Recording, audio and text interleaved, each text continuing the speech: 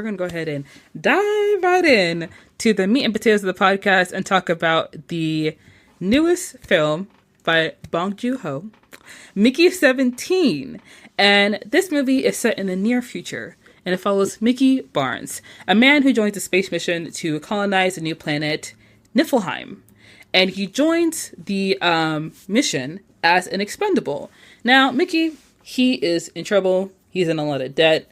And he and his friend decided to join this program. But the thing is, Mickey did not read the fine print when it comes to being an expendable. And he soon learns that this means that he is a disposable worker who is cloned and then regenerated every time he dies during these dangerous assignments.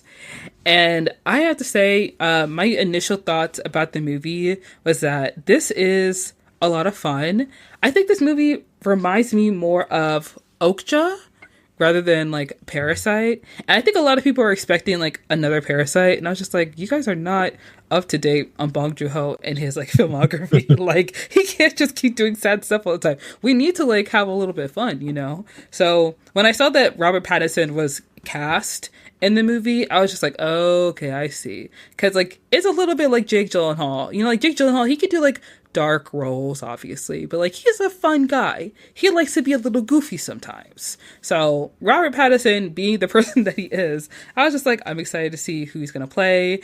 And I enjoyed Mickey 17. I thought it was a lot of fun. I thought it was, very interesting, but also I love a conservationist story.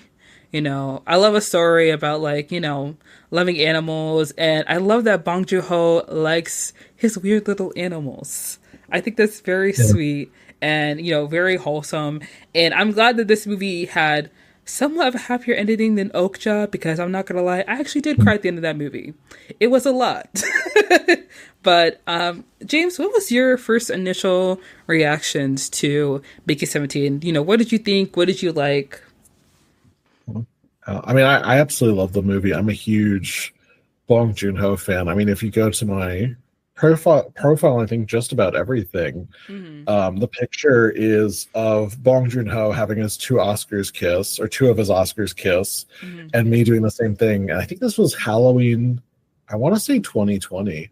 There's a local restaurant that was doing a Halloween costume competition where if you, whatever your best costume was, you would have gotten, I think it was like $100 gift card or something. And I did win. I did win the $100 gift card. But huge Bong fan, very happy. I think this is my favorite of his English films. I would need to go back and rewatch Okja and Snowpiercer. I did love I agree with you that it's very similar to Okja. I will say I'm very confused at how many people compare this to Snowpiercer. I think it just has to do with them both taking place in a cold place with and like the class commentary, but all of Bong Joon-ho's films kind of have some level of commentary. Yeah. Not around class, but most of them do. And yeah, I mean, going back to the conservationist element, I think it's amazing to me that of all the filmmakers' movies I've seen, he is the only person who's ever created some kind of CGI creature that has made me almost convinced me to go vegan as soon as I've left the theater, and just be like, oh, I don't know if I could do this. And I think that's really hard to do, especially when like Okja looked like a giant pig, so that was a little different. But the fact that he was able to do this with these creepers, like these little worm-like creatures, that I thought that was a real feat, and I think I really appreciated it. I think the film, regardless if people liked it or disliked it, I think a lot of people agree it's messy, but that was never really a big issue for me watching this film. I kind of like his grab bag approach to everything. Yeah, so I mean, I loved it. I could say so many amazing things about the film, or just anyone in it, or yeah. Yeah. And I have to say, I am always astounded by Robert Pattinson's acting ability, because as someone who watches a lot of movies, if you watch a lot of movies, you talk to people who watch movies, and oftentimes when people mention like their favorite actor, I sometimes do like a little Oh, you like that actor? Like, I talked to someone recently, and she was like, "I'm a huge fan of like Alexander Shipp," and I was like, "Oh." I actually made that face, and I felt bad for making that face, but since I was like, "Oh," I was like, "Oh, what roles has she done that you like?" You know. But with Robert Pattinson, I feel like he and basically everyone who came out of Twilight has really shown themselves to be like exemplary actors. And seeing Mickey's evolution from like a submissive expendable to someone who challenges his disposable status is something that I enjoyed seeing. I love seeing him play like, the kind of pathetic Mickey 17, and then like the more bold, like unbothered Mickey 18. And I love the dichotomy between the two of them. And I love how he was like perfectly able to play like two different characters while holding on to that accent, which is hilarious, but also like very well done.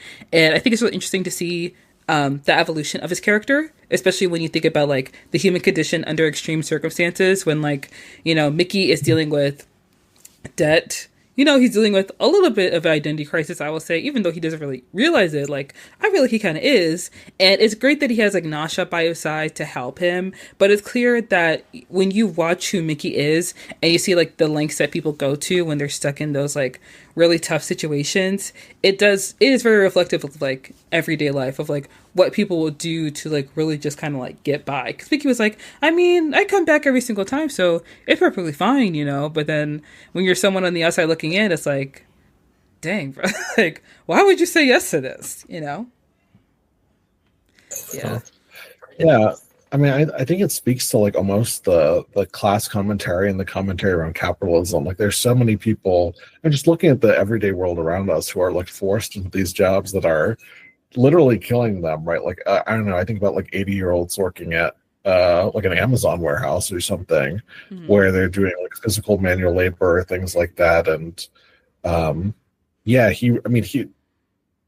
we get enough of an idea of his backstory, but he's really somebody who is really, really struggling. Like, the fact that like this job where that literally kills him is more appealing than staying on Earth says so much about like who he is and his situation. And I mean, correct me if I'm wrong, I don't think there's any other expendables on the ship, right? Like, it was just him, I would assume.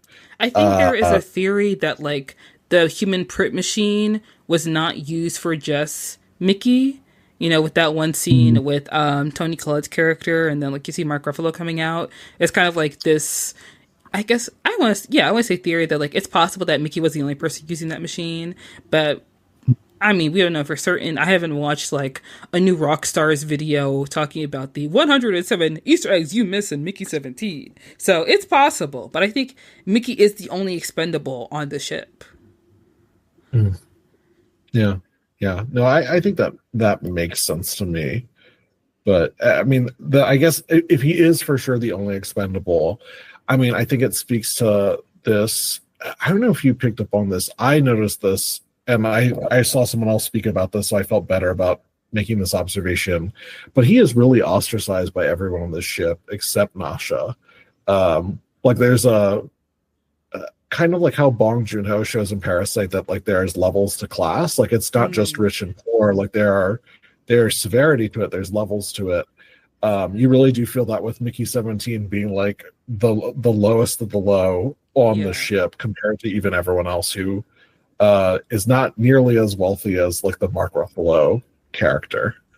Yeah, because everybody on that ship is, if they go back to Earth, they're probably like lower middle class, But like on this ship, they all have this like idea in their mind that they're going to this planet to achieve some like to like have a greater community than they did have on Earth, and it's clear that they're all kind of looking for a way to step above someone else. How some people are in terms of like a class struggle. So Mickey being the only expendable, or maybe the only expendable that people really know about, they do kind of look down on him. And Nasha is the only person who actually like treats him with respect. Not even his friend like spends time with him. Not really, And then that other girl, I forgot her name, but she only has interest in Mickey because Nasha has interest in Mickey.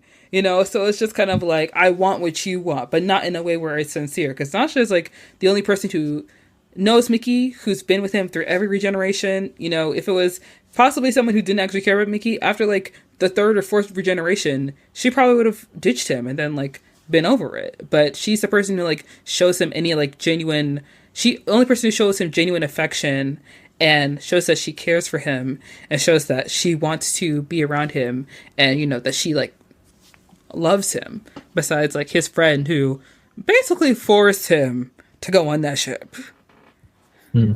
Yeah.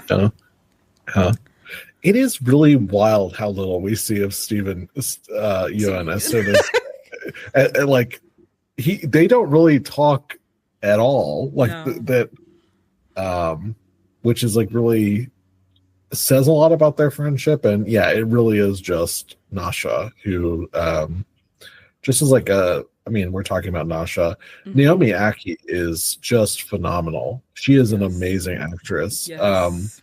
Not to get too off the tracks with Mickey 17, she was in a movie that I saw during Sundance called Sorry Baby, which is my favorite movie this year. It's an A24 movie coming out later, but she plays the best friend of the main character, and she is incredible in the movie. Like she is instantly became one of my like favorite actresses working right now just from these two movies. Just like blown away by her. Yeah, I don't remember what I saw her in before the Star Wars movie. It was the last one. There was a role that I saw her in before the one I'm mentioning right now, but she was in an episode of Master of None where she played a woman that was going through like IVF treatments, and it was so heartbreaking to watch because like Master of None doing those episodes where it's like outside of Aziz Ansari's character, I love those episodes, but seeing Naomi Ackie portray this woman's like struggle was heartbreaking and also beautiful, and I loved it so much. And then seeing her in Blink Twice was just like, oh my gosh, it's her. And although Blink Twice, not my favorite movie, but you know what, she did so good in that role, and I love seeing her because I feel like Nasha, the way that Naomi Ackie embodies that role is in a way where like I love it. Like an actor becomes a chameleon, and you don't even like see them in the role anymore. They are that character. And she goes from a simple security agent to someone who's just like deeply involved in what's going on in the story. Like she's not just Mickey's girlfriend. You know, she's not just sitting on the sideline. She's not just comforting him or whatever. Like she is in the story. She is part of it. She's at the crux of it.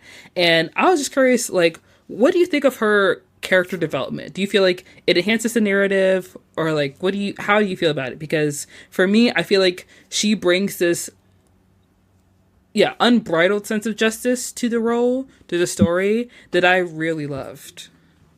Yeah. I mean, I think in every other movie, it's very easy for the love interest, especially if it's a male, like the lead is a man and the romantic interest is a woman. It's very easy for her to become an accessory. But no, she's a real driving force for the film. Like she is so courageous. She, like, you're right, she is so filled with justice that she is ultimately the driving force. She stops Mickey 18 from assassinating the president or whatever, the leader, whatever, however you want to define this guy. She is really moving the plot in a way. Like that's not me talking down on Robert Pattinson or the writing of Mickey 17 or 18. Phenomenal characters, phenomenal performance, but she is so much more the driving force than I think people like really, really give credit. She adds so much humanism to the film. Like I think without the romance, I don't think people would talk about this film as much. Like I saw some people arguing online this film should have been marketed as a romance movie with a sci-fi twist rather than a sci-fi movie that, when you stumble into the theater, you realize there's this really beautiful romance at the center of it. She adds so much, not just as a performance, but just I think she's a really beautiful character. And yeah, just really amazing. I mean, we did like thinking about the Amanda Stenberg movie that we are talking about earlier, complete 180 in terms of like having an interracial couple on the screen and having just really beautiful representation. Like I think this is it's not often that we have a non-Black director writing a Black female romantic lead in this way, right? Like especially an like a director not from the United States. Like this is, Bong Joon-ho is doing something that to be frank, most other white people in the United States and Hollywood could not do very Yeah. successfully, I think. You know. Yeah. I like that. I definitely agree with you on that because that's something I noticed when I was watching the movie is how much Nasha impacts Mickey because like he is I feel like Mickey's going through like this very in this his arc in the film of being someone who just survives to then like challenging like who am I?